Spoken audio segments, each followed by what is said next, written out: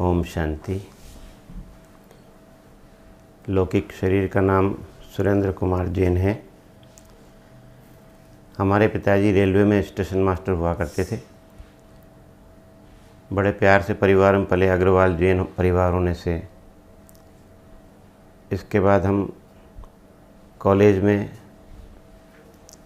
Science graduation किया है, लेकिन कॉलेज लाइफ के बाद कुछ हमारी जीवन शैली परिवर्तन हो गई और उस जीवन शैली में थोड़ा सा हम भटक भी गए थे।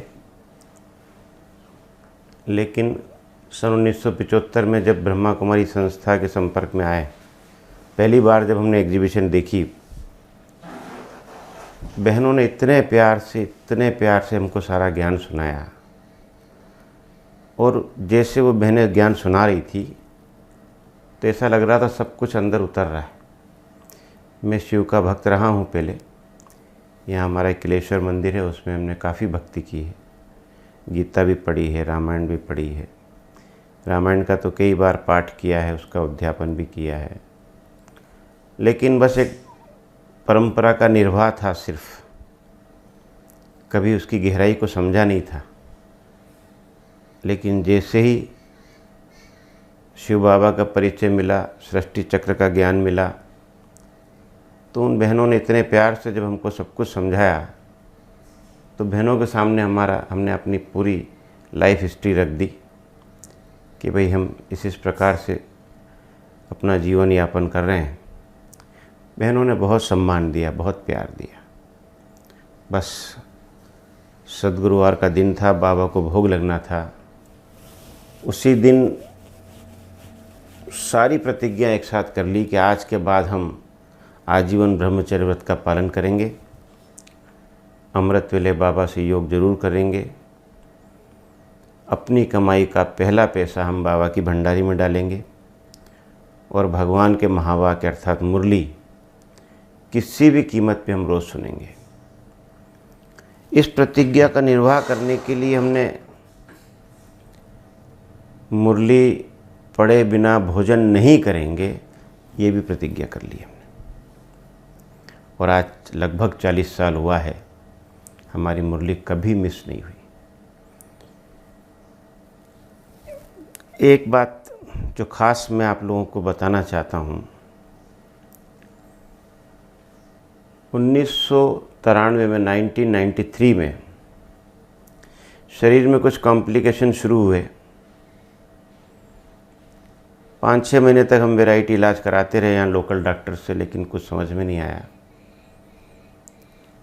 उदयपुर जब जाके पता लगा, उदयपुर चेकअप वगैरह करवाया तो पता लगा कि ब्रेन ट्यूमर है और बहुत ब्लास्टिंग स्टेज पर ट्यूमर है और आपको इमीडिएट अहमदाबाद, बॉम्बे, कहीं बड़े शहर में जाके इसकी ऑपरेशन वगैरह कराना होगा।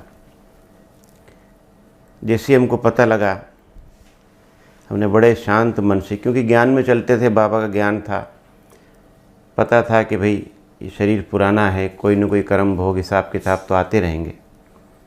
इस ज्ञान से हमारे अंदर हलचल नहीं आई। बड़े भैया साथ में थे, उनको हमने कहा कि आप परिवार को कुछ नहीं बताएं, हम अपना पूरी तैयारी के साथ ही जाएंगे, क्योंकि डॉक्टर ने इशारा दे दिया था कि होपलेस केस दिख रहा है आपका, संभव नहीं है कुछ होना, क्योंकि ट्यूमर एक से अधिक हैं जो कि ऑपरेबल नहीं है, जिसका ऑपरेशन ही नहीं किया जा सकता। तो फिर बड़ा दिक्कत वाला केस था। खैर घर आए, घर आने के बाद हमने अपना सारा व्यवस्था किया 10-15 दिन में, ताकि अंतिम संस्कार तक की तैयारी करके मैं यहाँ से निकला था कि कौन अंतिम संस्कार करेगा, कैसे, कोई रोएगा नहीं, सब तपस्या में रहेंगे और जो भी अपना भाग्य तन मन धनम सफल करना चाहते थे ईश्वरीय सेवा में, वो करके और अंतिम विदाई लेके हम यहाँ से निकले थे। जब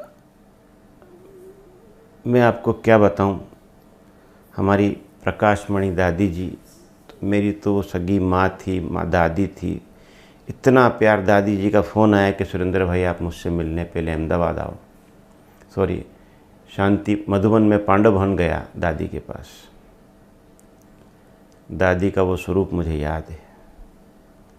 दादी ने बड़े प्यार से अपनी गोद में मुझे सुलाया। अपने घुटने पे जब मैंने सिर रखा तो एक मक्खी आ गई थी। वो मक्खी को दादी ने अपने आंचल से हटाया।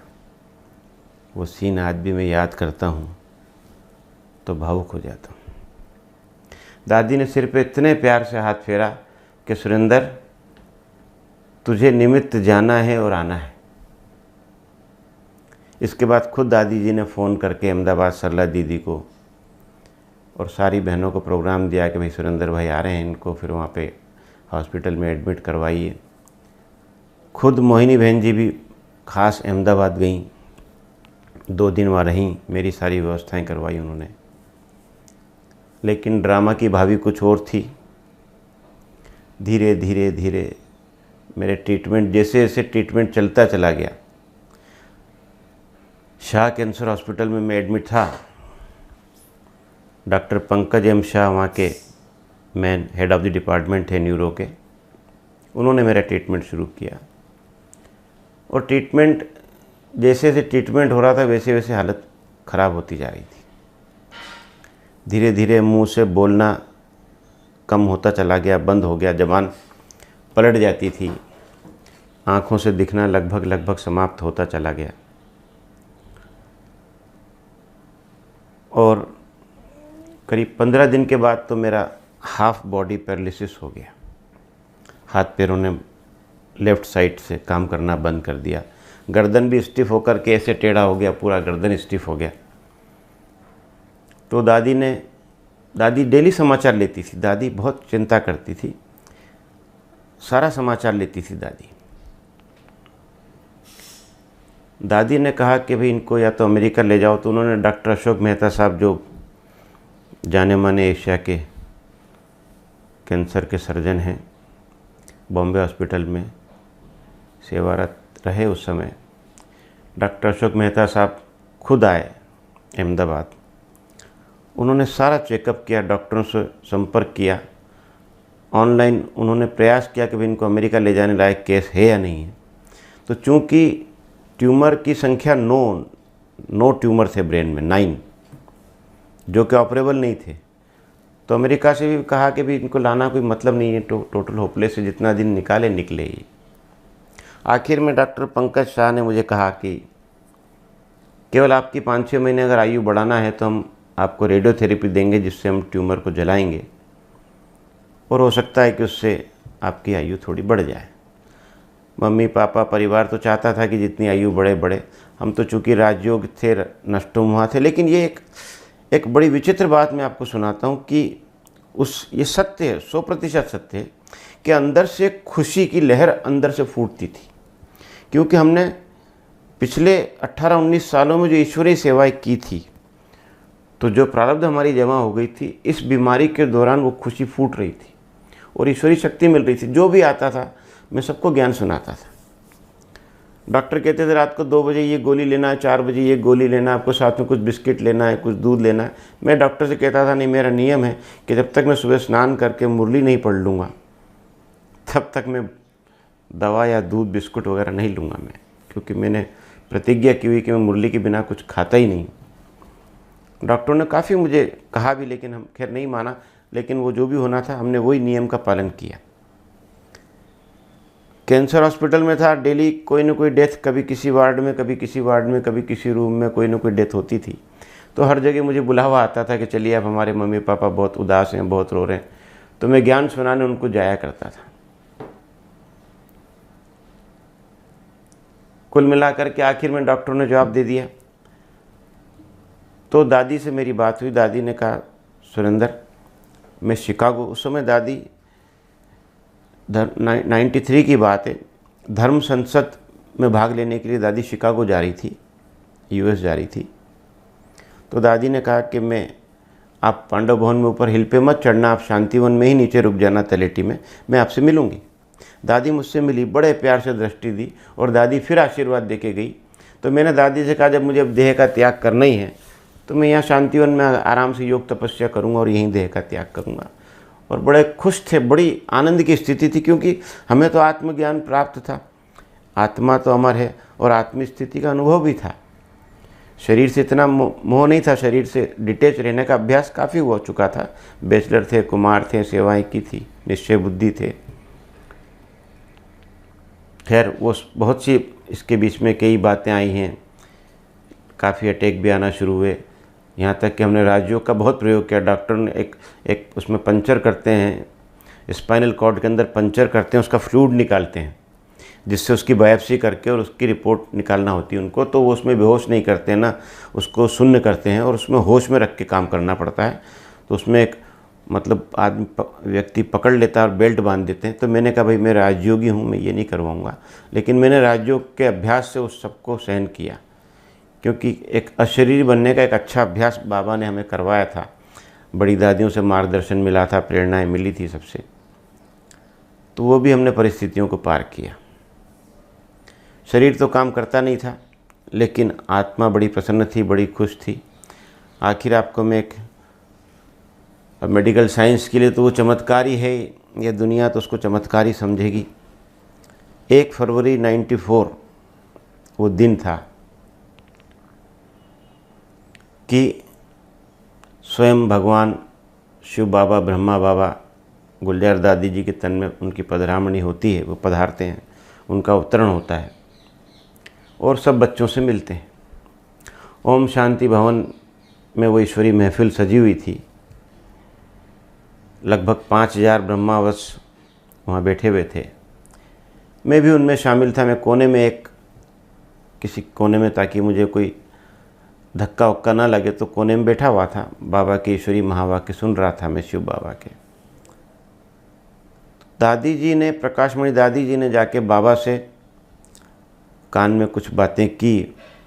मैं देख रहा था वो दृश्य, मुझे नहीं मालूम क्या बात हो रही थी। उसके बाद दादी जी ने कहा कि सुरेंद्र भाई को लेके आओ।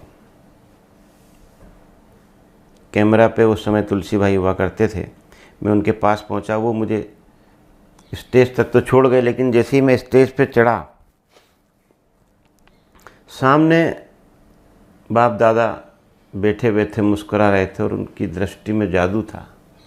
और जैसे ही मेरी बाबा से दृष्टि मिली, मैं लड़खड़ा करके जैसे कोई नीचे बैठ सा गया, खड़ा नहीं रह पाया मैं स्टेज पर। और उसके बाद मुझे लगभग 10 मिनट तक जो मुझे सुनाया गया, हमारी सविता दीदी भी सामने बैठे थे, नीमच के भाई बहन भी सामने बैठे थे जो मेरे साथ रहते थे सेवा पर। वो बताते हैं कि आप 10 मिनट तक कोई होश नहीं था। हाँ, मुझे इतना ज़रूर याद है कि चारों तरफ एक प्रकाश हो गया था, पूरा लाइट ही लाइट। मैंने ज्ञानी जीवन में अपना कभी कोई साक्षात्कार नहीं किया है, ना कोई मुझे साक्षात्कार हुआ। ज्ञान के आधार पे हम ज्ञान में टिके रहे, लेकिन वो एक साक्षात्कार समझो या कोई ईश्वरी चमत्कार समझो, या क्योंकि शिव बाबा को बैद्यनाथ भी कहा है।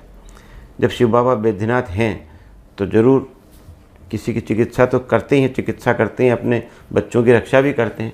बस वही एक दृश्य था कि बाबा की वो लाइट मुझ पर पड़ रही थी और जैसे कुछ पिघल रहा था और मैं छोटा सा बच्चा बन गया। बस इतना ही मुझे ख्याल है। इसके बाद सविता दीदी बताते हैं कि दादी जी को बाबा ने एक फूल दिया और वो फूल दादी जी ने मेरे मस्तक पर टच किया और आवाज़ लगाई, सुरेंद्र सुरेंद्र। दादी जी मुझे बड़े प्यार से, बहुत ही प्यार से सुरेंद्र सुरेंद्र के पुकारती थी। और उस आवाज़ से मेरी तंद्रा जैसे भंग हुई और मैं चौंक गया, क्योंकि सामने स्वयंभू भगवान शिव बाबा बाप दादा विराजमान है और मैं नीचे बैठ गया। तो मैं चौंक करके खड़ा हो गया, अचानक खड़ा हो गया, जबकि मैं खड़ा नहीं हो सकता था, और मेरी गर्दन सीधी हो गई और सारे हाल में ताली बजने लगी। तो मैं भौचक्का कि ये क्या हो रहा है, सारे हाल में ताली बजने लगी और मैं बस वो खड़ा हो करके और इधर उधर देखने लगा। गर्दन जो कि हिलती नहीं थी वो सीधी हो गई और उसके बाद धीरे धीरे धीरे धीरे मैं ठीक होने लगा और अभी आपके सामने बिल्कुल फिट फाट हूँ, बिल्कुल ठीक ठाक चल रहा हूँ। हाँ, पिछले वर्ष जुलाई 2013 में फिर कुछ हमारी लापरवाहियाँ कहें, कुछ पिछले कर्मों का भोग कहें, लगभग 20 साल के बाद वो ट्यूमर का प्रकोप दोबारा हुआ और इतना ज़बरदस्त हुआ, मल्टीप्लाई होकर के हुआ। तो दादी जी को तो मैं मिस करता ही हूँ, लेकिन हमारी आदरणीय रतन मोहनी दादी जी, जो हमारी जॉइंट चीफ भी हैं यज्ञ की आश्रम पूरे ब्रह्मा कुमारी की, और हमारी अपनी जोन हेड भी हैं, उनसे हमारा बहुत लविंग रिलेशनशिप है। मुझे बच्चा समझ के बहुत प्यार करती हैं वो, बहुत उनका मुझ पर अनुग्रह है, बड़ी कृपा है उनकी। जब उनको समाचार मिला तो उन्होंने डॉक्टर बनारसी भाई से कहा कि सुरेंद्र भाई को अहमदाबाद भर्ती करवाओ।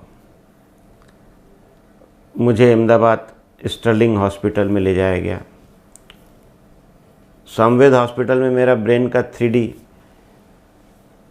MRI वगैरह किया तो डॉक्टर सुधीर शाह हैं अभी भी वहाँ स्टर्लिंग हॉस्पिटल में, जो वहाँ के न्यूरो डिपार्टमेंट के हेड और बहुत बहुत सज्जन और बहुत ज्ञानवान डॉक्टर हैं और बहुत अच्छे डॉक्टर हैं। वो जब मुझसे मिले, उन्होंने जब मेरा रिपोर्ट देखा तो वो भौंचक्का रह गए। उनका कहना था आपका राइट साइड में एकदम ब्लास्टिंग स्टेज पे ट्यूमर है और लेफ्ट साइड में अंगूर के गुच्छे के माफिक ट्यूमर है। ये कुछ समझ में नहीं आ रहा ये क्या है। इसके बावजूद आप हंसते हैं, बोलते हैं, चल रहे हैं, फिर बड़े आराम से आप बात करते हैं और पेशेंट जैसे लगते भी नहीं हैं। ये क्या है? उन्होंने सारा कुछ टेस्ट वगैरह लिखवाना शुरू किया। मैंने डॉक्टर साहब से रिक्वेस्ट किया, डॉक्टर साहब मैं पहले इस सारी प्रक्रिया से लगभग महीना 1.5 महीना गुजरा हूँ शाह कैंसर हॉस्पिटल में ही। डॉक्टर पंकज शाह ने जो आप टेस्ट कर रहे हैं, मुझे सारे इस प्रोसेस से गुजरा हूँ और मुझे इसका ट्रीटमेंट आता है। मैं अपने आप को, इस शरीर को ठीक करना जानता हूँ, क्योंकि मुझे हमारे चीफ स्पोक्समैन भ्राता जगदीश चंद्र जी हसीजा, जो बहुत ही आदरणीय थे, जिन्होंने अपनी साहित्य रचना से भगवान को प्रत्यक्ष किया, सारे ज्ञान को प्रत्यक्ष किया, उन्होंने मुझे कम से कम 7 दिन तक रोज़ 1 घंटा दिया। शांतिवन में 93 की बात है जब मैं वहाँ था, और उन्होंने मुझे योग सिखाया था कि आप रोज़ 2 से 2:30 बजे सुबह अमृत वेले ब्रह्म मुहूर्त में उठें। उस समय चूँकि मैं बायोलॉजी का स्टूडेंट रहा हूँ तो ब्रेन का स्ट्रक्चर और फिजिक्स का नॉलेज थोड़ा अंदर है मुझे, तो ब्रेन को इमर्ज करके और भगवान से लाइट लेकर के उस लाइट को ब्रेन पे डालना और उसको स्पर्श देना, ये संकल्पों को पूरा चार्ज करके शक्तिशाली एकाग्र होकर के ब्रेन को स्पर्श देना, और वो लाइट जैसे शिव बाबा का लाइट उसके ऊपर पड़ रहा है और ब्रेन का ट्यूमर प्लेन होता जा रहा है, मस्तिष्क नॉर्मल होता जा रहा है। ये प्रयोग आप करें। मैंने वो प्रयोग तभी से शुरू करके रखा था। बीच में कुछ लापरवाह हो गया था, कुछ सेवाओं की अति व्यस्तताएँ, कुछ हमारी लापरवाही कहें, उसकी वजह से ये फिर से ये पेपर आया। लेकिन जुलाई में मैं जैसे तैसे, हालांकि डॉक्टर मुझे छुट्टी देने के मूड में नहीं थे कि छुट्टी तो नहीं दे सकते आपको ऐसी स्थिति में, लेकिन अगर आप नहीं मानते हैं तो ठीक है आप जाइए। तो मैं वापस नीमच लौटा और मैंने नेचुरोपैथी और मेडिटेशन और बहुत सी बातों का मैं समावेश करता हूँ उसके अंदर। सुबह अमृत वेले से 2:30 बजे से योग करना, गेहूं के ज्वारे का रस लेना, अंकुरित चीज़ों का सेवन करना, तो अनाज का, शक्कर, घी, तेल, नमक, मिर्ची इनका त्याग करना, और भी बहुत सी बातें जिनका हमने सेवन करके, फिर खास तो देखिए ये कोई मेरे हाथ में तो नहीं है, और ये तो क्या कहें, ये भगवान की कृपा है, शिव बाबा की मेहर है कि उसने जब तक सेवा लेनी है हमसे, शरीर से जितना उसने सेवा लेनी है वो लेता है, और फिर से खड़ा कर दिया। 1 महीने में मैं फिर से खड़ा हो गया। अभी मैं बिल्कुल ठीक ठाक चल रहा हूँ बहुत अच्छे से। तो ये इस ईश्वरीय विश्वविद्यालय में केवल हम ज्ञानी बन कर के जीवन को बिताएं तो वो बेमानी है। हमारे 4 विषय हैं, ज्ञान, योग, धारणा, सेवा। सभी विषयों में हमें कुछ न कुछ अपना भाग्य बनाना चाहिए। और बड़ों से, निमित्त बहनों से जब हम संपर्क रखते हैं, आज इन निमित्त बहनों की वजह से हमारी पुष्पा बहन जी हैं, सविता बहन जी हैं, यहाँ की बहनें, यहाँ के भाई हैं, इनकी दुआएं और दादियों की मेहर और दादी की कृपा, इन्हीं ने हमको आज इस शरीर को वापस से नया खड़ा किया। अभी भी मुझे 31 दिसंबर 2013 को हमारी आदरणीय मुन्नी बहन जी, मोहिनी बहन जी की कृपा हुई कि उन्होंने हमें निजी में बाबा से दृष्टि मिली। काफ़ी देर तक बाबा से दृष्टि मिली, और दृष्टि क्या, वो जो बाबा की वो जो अलौकिक मुस्कान है, वो जो शक्ति है नैनों से जो बरसती है, वो तो बाबा कहते हैं ना, गुड़ जाने और गुड़ की गोथरी जाने। जब हम सामने खड़े तो हम जाने बाबा क्या कर रहे हैं, और हम जाने कि वो क्या हमसे चाहते हैं। बाबा मेहरबान है हम पर, खुदा मेहरबान है, तो ये शरीर चल रहा है। ये तो एक आश्चर्य की बात है, मैं खुद अपने पे आश्चर्य करता हूँ। आज अगर आप हमारी रिपोर्ट देखेंगे, रिपोर्ट सारी है हमारे पास, सारे पेपर्स हैं उसके, कोई भी उसको विश्वास नहीं कर सकता, कोई भी डॉक्टर, इवन मेडिकल साइंस तो इस राजयोग के आगे, इस साइलेंस पावर के आगे फेल है। चमत्कार भी होता है, ईश्वरी मेहरबानी है ये। हम निश्चय से बस ये कि 20 नाखून से अपना तन मन धन न्योछावर करके भगवान के बने। हमारा एक ही लक्ष्य रहा कि हम ईश्वरी सेवा बड़ी ईमानदारी से इस यज्ञ को संभालें, इस यज्ञ की सेवा करें और अपने आप को रक्षक समझ करके, बहनों का सहयोगी समझ करके हम इस यज्ञ में रहें और चलें। कभी अपने आप को ज़्यादा बड़ा करने की ज़्यादा महत्वाकांक्षा या किसी चीज़ का दुरुपयोग करने का संकल्प हमारे मन में नहीं आए। शायद इसी की फलस्वरूप हमें भगवान की मेहरबानी प्राप्त हुई, दादियों की मेहरबानी प्राप्त हुई। आज भी हम बड़ी खुशी से ज्ञान में चलते हैं।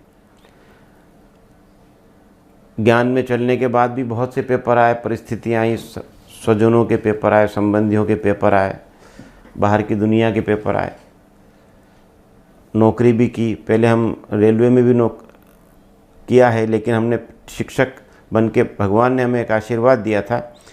जब मैं 1975 में हिस्ट्री हॉल में पहले बाबा से मिला था, तो बाबा ने हाथ में हाथ लेके दृष्टि दे के शक्ति दी थी और टोली देते हुए बाबा ने कहा था, बच्चे बाप टीचर की महिमा करते हैं। तो मुझे जैसे ये कहा गया कि आप टीचर बन जाओ। 75 के अंदर टीचर का इतना महत्व नहीं होता था, सैलरी भी बहुत छोटी होती थी,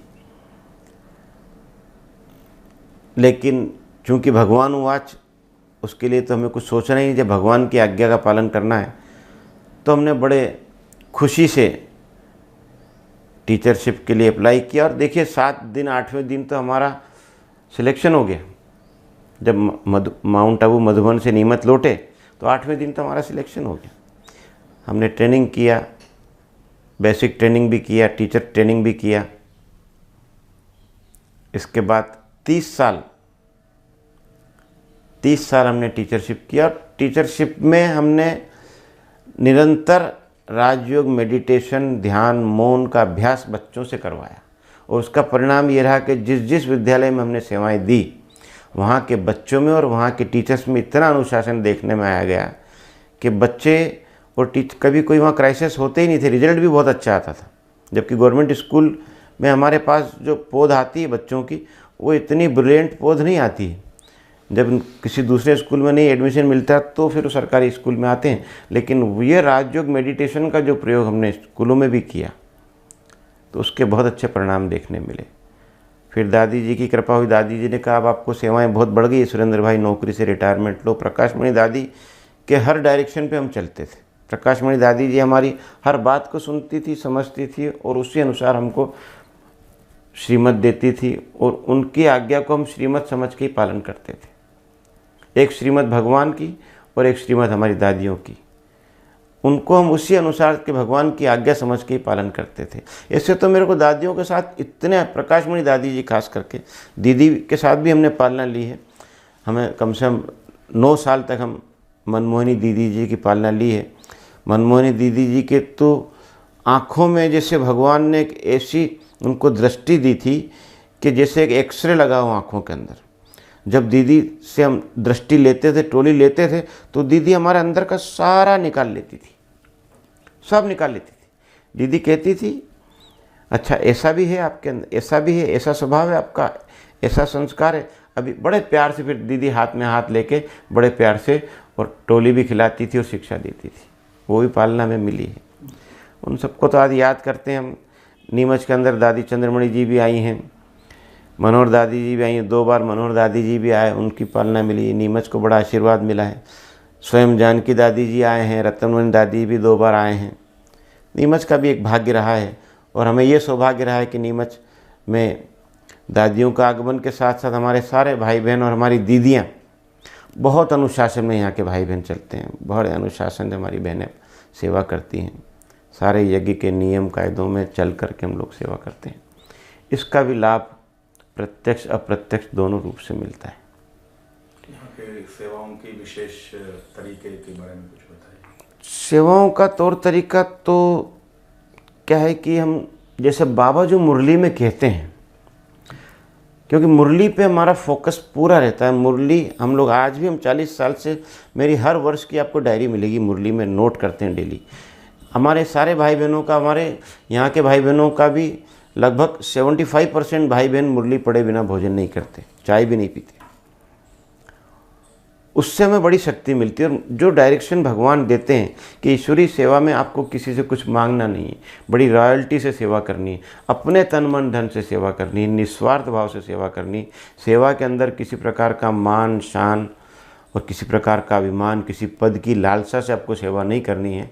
इसी लक्ष्य से हम लोग सेवा करते हैं और काफ़ी इसके चमत्कारी परिणाम निकले हैं। हालांकि एक बेगरी पार्ट यज्ञिका जैसे ब्रह्मा कुमारी संस्था का सिंध हैदराबाद से लेकर माउंट आबू में चला, ऐसा ही एक बेगरी पार्ट यहाँ भी चला। नीमच में भी काफ़ी बेगरी पार्ट, हम उस समय काफ़ी अभाव में इस सेवा केंद्र में बहनों ने सेवा की, हमने सेवा की। कुछ भी साधन नहीं थे, आज तो सब कुछ है। काफ़ी हज़ारों लोग जुड़े हुए हैं नीमच में, काफ़ी नाम वाला है ब्रह्मा कुमारी के, सभी लोग सहयोगी हैं। अब तो वो बात नहीं है, लेकिन फिर भी हम आज भी ये बात का ख्याल रखते हैं कि यज्ञ का एक पैसा भी किसी भी प्रकार से व्यर्थ ना जाए।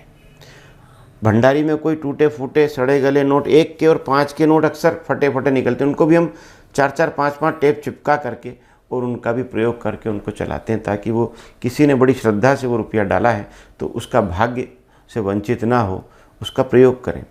सेवा में हम लोग इसी प्रकार प्रयोग करते हैं कि श्रीमत प्रमाण चले हम और बहनों को आगे रखें, क्योंकि भगवान वाच वंदे मातरम, माताओं के सिर पे भगवान ने कलश रखा है, बहनों के सिर पे ज्ञान का कलश रखा है। हम उनके गार्ड हैं, पीछे से उनकी रक्षा के लिए हम उपलब्ध हैं। बहनें आगे, हमने सदा बहनों को आगे रखा है। सदा बहनों के आगे रहने से ही हमारी जीत है, सदा बहनों को आगे रखने से ही हमारी विजय है और उसी में हमारा सम्मान है। क्योंकि शास्त्रों में भी गया है ना, भीष्म पितामह को तीर मारने के लिए अर्जुन ने शिखंडी को आगे रखा, तब जाके भीष्म पितामह को तीर लगा पाए। तो आज इस नए ज्ञान को सिद्ध करने के लिए दी बेस्ट, भगवान की सबसे परफेक्ट व्यवस्था है ये कि भगवान ने बहनों को आगे रख करके, नहीं तो ये बहनों का ही कमाल है कि जो यज्ञ को इतनी तेज़ी से, इतना विकास, इतने कम समय में कोई भी संस्था इतना रेज नहीं किया, इतनी तेज़ी से आगे बढ़ी कि आज लगभग 137-140 देशों में हमारे लगभग 8,500-9 हज़ार सेवा केंद्र हैं। ये तो भगवान का और एक बहनों की सेवाओं का कमाल है। मैं क्या बताऊँ इस बारे में, तो आप सब जानते हैं। तो इस प्रकार से हम अगर इस ज्ञान को सच्चे दिल से अपना लें, बाबा की सिर्फ हमें क्या करना है, हाँ हमारा अपना दायरा है, अपनी एक हैसियत है, उसमें ज़रूर हम बंद करके चलते हैं। कभी भी बहुत ज़्यादा उछलने की कोशिश नहीं करना चाहिए। ज्ञान में भी एक संतुलित जीवन बना के चलना चाहिए, बैलेंस लाइफ होना चाहिए। उसमें लौकिक का भी सामंजस्य रखना चाहिए, लौकिक का भी सामंजस्य रखना चाहिए। अपनी निजी दिनचर्या, अपना निजी खान पान, क्योंकि खान पान और दिनचर्या इस शरीर को ठीक रखती है। ये शरीर चाहे जैसा भी है, पुराना है, रोगी है, लेकिन पूरे 5000 वर्ष में इस शरीर से ज़्यादा कीमती शरीर दूसरा नहीं है। सारा पुरुषार्थ हम इस शरीर से ही कर सकते हैं। ये एकमात्र शरीर है जो स्वयं भगवान की दृष्टि इस शरीर पर पड़ी हुई है। स्वयं भगवान की आज्ञाओं का पालन, स्वयं भगवान के अनुसार पुरुषार्थ हम इस शरीर से ही कर सकते हैं। इसलिए ये शरीर तो देवी देवताओं से भी ज़्यादा कीमती है, संगम का भाग्य ही है। तो खान पान, संतुलित दिनचर्या और अमृत वेले ब्रह्म मुहूर्त का योग। अभी कई बार तो हमें, क्योंकि नींद की थोड़ा मुझे ज़्यादा आवश्यकता होती है ब्रेन को रेस्ट देने के लिए, क्योंकि ब्रेन में कोई भी ट्यूमर कभी एक्टिव हो जाता है, तो लेकिन अमृत वेले ब्रह्म मुहूर्त 2:30 बजे का जो हमारा योग 93 से चला, भ्राता जी जगदीश जी ने जो हमको सिखाया था, आज भी हम उनको याद करते हैं। वो योग आज तक मिस नहीं हुआ और इसका परिणाम है आज भी हम, कभी कॉम्प्लिकेशन आता है बॉडी में, वाइब्रेशन आता है, ब्रेन स्ट्रोक आता है, कांपने लगता है शरीर, होठ धूधने लगते हैं, फड़कने लगता है बॉडी, तो अशरीर बन के हम लेट जाते हैं, बाबा के सामने मस्तक रख देते हैं, बाबा की लाइट पड़ती है और महसूस होता है कि बाबा जैसे हमारे लिए ही है संगम पर, और बाबा हमको प्यार कर रहे हैं, बाबा दृष्टि दे रहे हैं। साथ में ब्रह्मा बाबा की गोद और ब्रह्मा बाबा का मस्तक पर हाथ महसूस करते हैं, तो बस सब कुछ ठीक हो जाता है। तो एक कहावत है ना, जीने का कोई शौक़ नहीं और मरने का कोई खौफ नहीं। एक शेर भी याद आता है मुझे कि मौत से क्यों इतनी दहशत और जान क्यों इतनी अजीज़। मौत से क्यों इतनी दहशत और जान क्यों इतनी अजीज़। मौत आने के लिए है और जान जाने के लिए है। इसलिए भगवान ने जो आत्मज्ञान दिया, जो बाबा का ज्ञान मिला, उससे सारे भय, सारी चिंता, सारे खौफ ख़त्म है। बहुत आनंद से जीवन जीते हैं। समाज के लिए कुछ प्रेरणादायक बोल। समाज को तो हम यही कहेंगे कि समाज के लिए सबको ईश्वरी संदेश लेना चाहिए। एक बार, कम से कम एक बार 3 दिन या 5 दिन या 7 दिन का इस ज्ञान को समझना चाहिए। अपने अनुग्रह या अपने जो भी उनके कमिटमेंट हैं, जो भी वो कर रहे हैं, जिस भी हाल में है, लेकिन ये ज्ञान लेकर के अपने जीवन को वो सफल बना सकते हैं। ये इस ज्ञान से बड़ा सत्य ज्ञान कोई है नहीं। यही तो सत्य गीता ज्ञान है। संगम के थोड़े से सुहाने दिन हैं। मैं तो सभी देशवासियों, बल्कि सारे विश्व से ये आग्रह करूँगा कि आप अपने निजी सारे कारोबार करें, सिर्फ आधी घंटा कैसे भी करके 2, 4, 5 दिन निकालें। ठीक है, ज्ञान समझ में आए तो आप उसको आगे फॉलो करें, चलें ना चलें आपकी मर्जी। लेकिन एक बार, हम कहते हैं ना, टेस्ट करने में क्या बुराई है, एक बार इसको देखने में क्या बुराई है। देखें तो सही क्या मिलता है आपको, भगवान आपको क्या देने के लिए आया। भगवान आपको पता नहीं क्या देना चाहता है, लेकिन वो भगवान देता कब है, जब हम अपना तार उससे जोड़ेंगे। आज हमारे सामने से हाई टेंशन लाइन जा रही है, 11,000 वोल्ट उसमें बहता है, लेकिन हमें अगर उससे करंट चाहिए तो अपनी लाइन को जोड़ना होगा, और अपनी लाइन को जोड़ना होगा और उसके ऊपर के तार को छीलना होगा, अंदर के तार से अंदर का तार मिलाना होगा, तो करंट मिलेगा। चाहे जितना लो उससे, वो देने के लिए आया है, लेकिन लेने के लिए हमें अपने बुद्धि का ताप, जिसको हम राजयोग मेडिटेशन कहते हैं, करना चाहिए, करके देखना चाहिए। थोड़ा सा समय बचा है। देखिए, हमें सारी दुनिया की गारंटी, आज हम कोई भी माल खरीदते हैं, कपड़ा खरीदते हैं, सामान खरीदते हैं, हर चीज़ का, जब भूमि खरीदते हैं उसका पट्टा होता है, वारंटी होती है, गारंटी होती है। क्या भगवान ने शरीर की कोई वारंटी, कोई गारंटी दी है? कभी कोई पट्टा लिखा हुआ है क्या कि आपको कितने साल चलना है? दुनिया का विनाश पता नहीं कब होना है, लेकिन मेरा विनाश का कोई ठिकाना है? ऐसे में मैं अगर भगवान को पहचान लूँ, उसके साथ संबंध जोड़ लूँ, एक सर्वशक्तिवान के साथ यदि मेरा संबंध जुड़ जाए और उसकी मेहर मुझ पे हो जाए, तो इससे बड़ा भाग्य और क्या हो सकता है। तो सभी समाज से, विश्व से, सभी से मेरा आग्रह है कि देखिए, क्या क्या नहीं करता शिव बाबा, करण करावना रे, सब कुछ कर सकता है। आप उसको देखो तो सही, जुड़ो तो सही उससे, आओ तो सही। एक बार ब्रह्मा कुमारी संस्था के किसी भी माध्यम से, किसी भी प्रकार से अपना लिंक स्थापित तो करके देखो। यही मैं कहना चाहता हूँ।